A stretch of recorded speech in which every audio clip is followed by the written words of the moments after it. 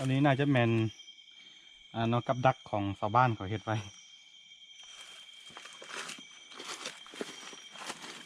คือตอนนี้เราไปโละปลากลับมาเนาะเอาที่เดินกลับไปซิกู้เอาตัวเก่าเราวางไว้เนาะไอ้ซึกอันวางเป็นเก่าทิศนกนะวางไว้จนจุดขนาดเขาซิกู้กลับไปห้องเลยคือบัวลอยให้หลับอะไรจ้ะ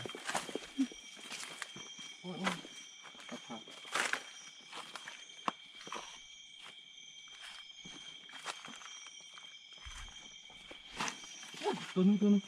หิมะป่าหิมะโอ้หิมะโอ้หิมะเลยตัวนี่โอ้ได้สารนั้นเนาะนี่ได้2 ตัวโอ้เอา3 ตัวกับข้างเข้าตัวหนึ่งอีก ข้างเข้าเนี่ยเขาสิบกินเนาะพอ150 บาทไม่ได้ซื้อนี่ให้บาทโอ้นี่2 ตัว3 ตัว3 ตัวข้างเข้า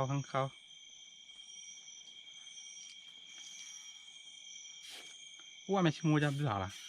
คือข้างเข้าทึกหลายตัวทุกเนาะเขาทิมไว้กินมันบ่กล้ากิน เพราะว่ากำลังสงสัยนี่ปีก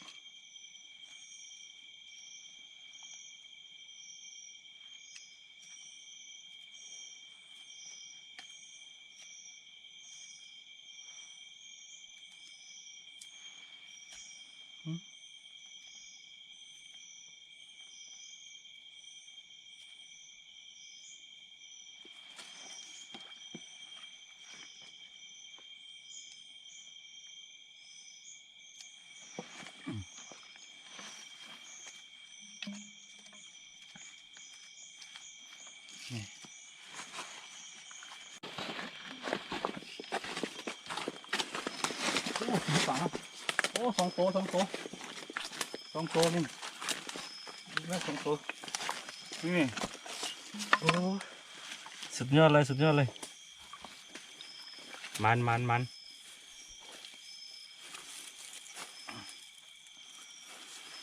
ตัว2 ตัว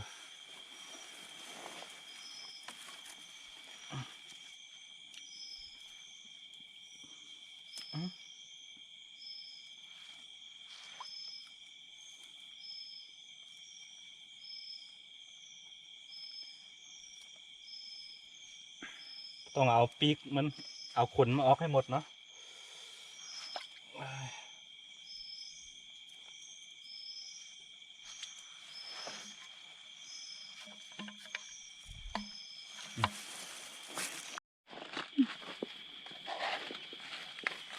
เสียดายบ่เห็นสายเห็นเนาะคันมีเห็นอยู่นี่เอายวงไปสายใส่แบบนี้จะเห็นตามันสีเขียวเลยเสียดายบ่มี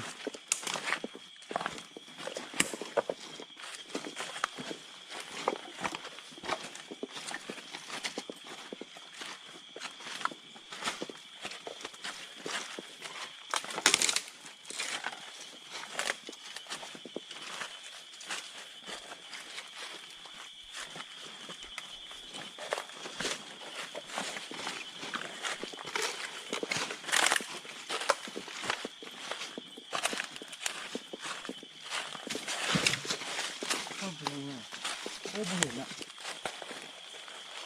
โอ้หัวปลาหลาตัวนึงอะไรตัวนึงโอ้โห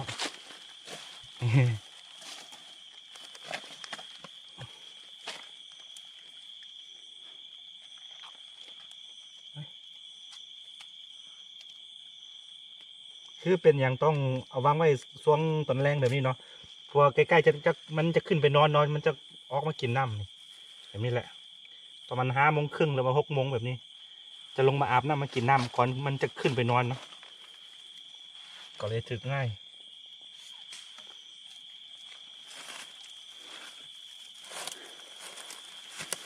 คือว่าทุกอันเนาะทึกหมดนี่หากินง่ายๆเป็นไม่ไรอยู่วันนอกวันนะสโลแกนคือบ่หาตรงรถบ่ได้กินเป็นผู้ใดดราม่าก็กินหญ้าต่อไปโยมเอ้ยอาตมาอดบ่ได้ ต้องมีเนื้อ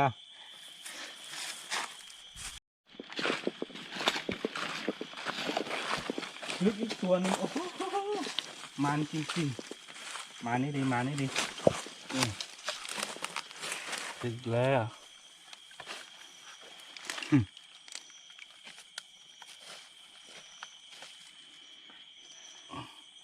มันจะทึกช่วงตอนแรงแบบนี้แหละมันซีลงมากินน้ำก่อนมันขึ้นไปนอน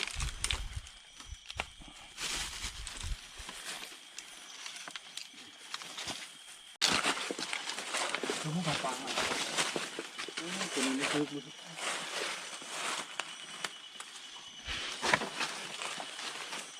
ตัวนี้บุทึกเนาะอาจจะดีนะปลา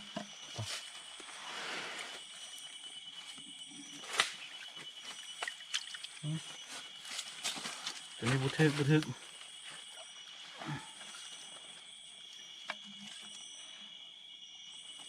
ผักกินฮะกบมันเดือดอุ้ยคุณนะนี่ตัวนี้รุดเนาะตัวนี้บุทึกเนี่ยรุดซ้ำ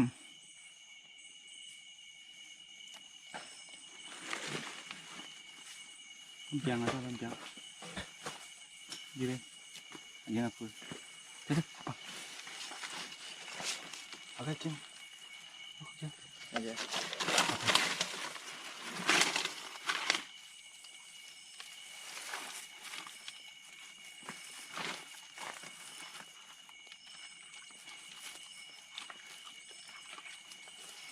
เสียดายเดี๋ยวก็จะกินดูอันนี้มันแพงไหมเนี่ยมันแพง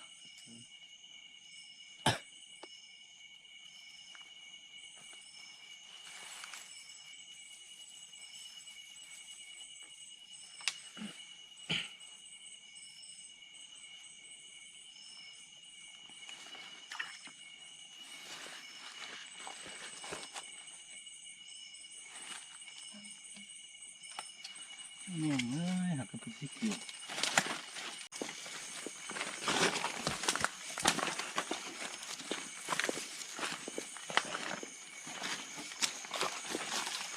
นี่กระปุกลึก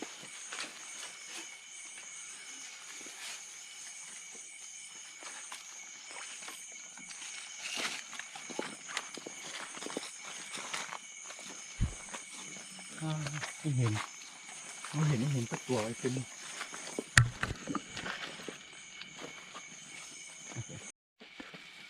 ว่าอยู่คือตัวนี้หายบูว่าหายไปทั้งใด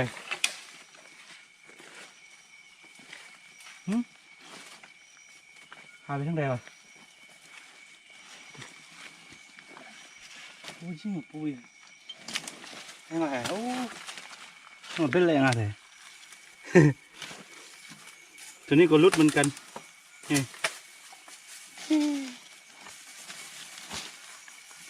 คือเขาบอกเก่าใส่มันหลายเนาะใส่เก่าน้อยพอแล้วมันรุด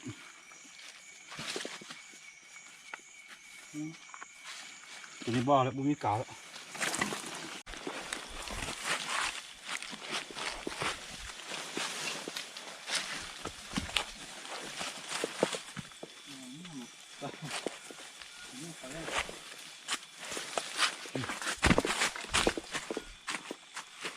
มันโบถึกอายุ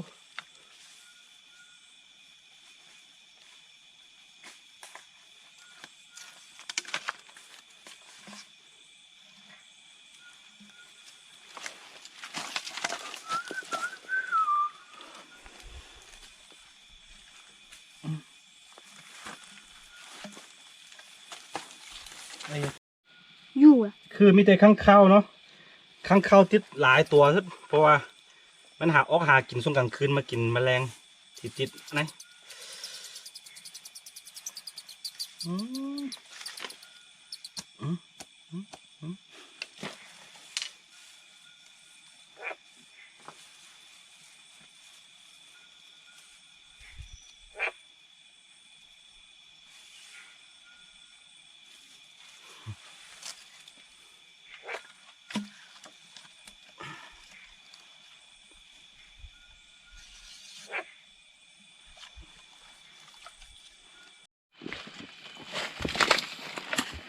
ไปดูแหละ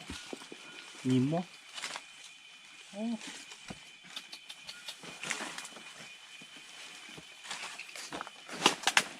โอ้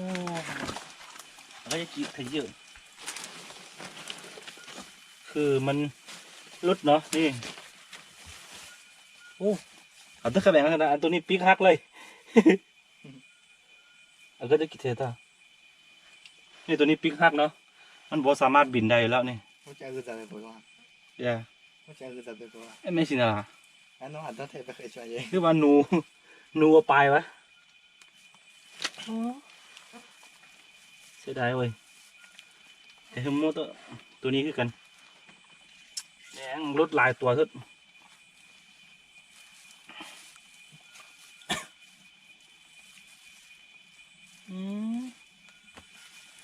คือจังไดวะคิดว่าอยู่พี่ยังน้อยก็2 ตัว 3 ตัวต้องถึกสุดท้ายฝ่าเอ้ยฝ่าบ่ได้กินสังแล้วนี่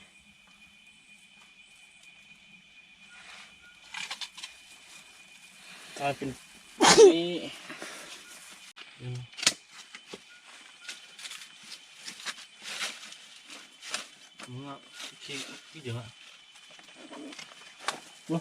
นี่คือบงกือนี่นะอันนี้มันคือบงกือออกหากินกลางคืนเอ้ยสวยดีลาย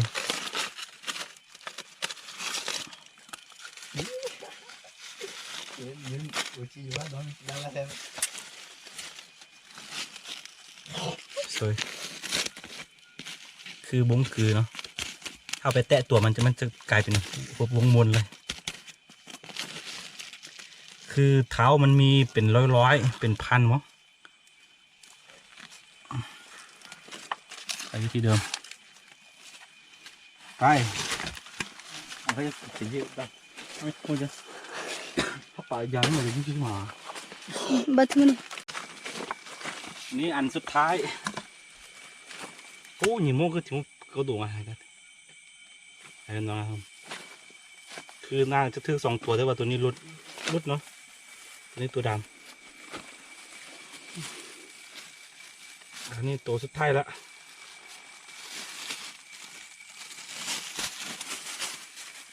แบบ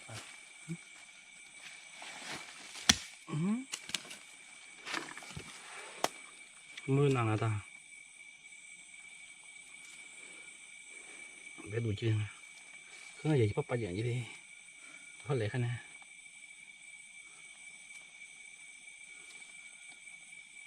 ตัวนี้บ่มีเก่าแล้วเก่ามันหายไปหมดทึกละตัว2 ตัว2 ตัวแล้วก็มันหมดไปเทน้อยสุดท้ายเหลือแต่กันไม้ธรรมดาแบบนี้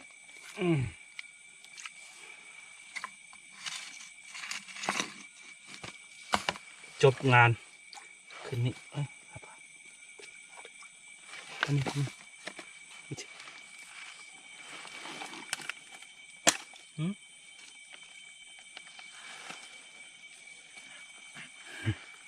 ปลามามองพี่ไปก่อนวันนี้ได้3 นี่เนาะ1 ตัว 2 3 4 5 6 7 ตัวพอได้กินโ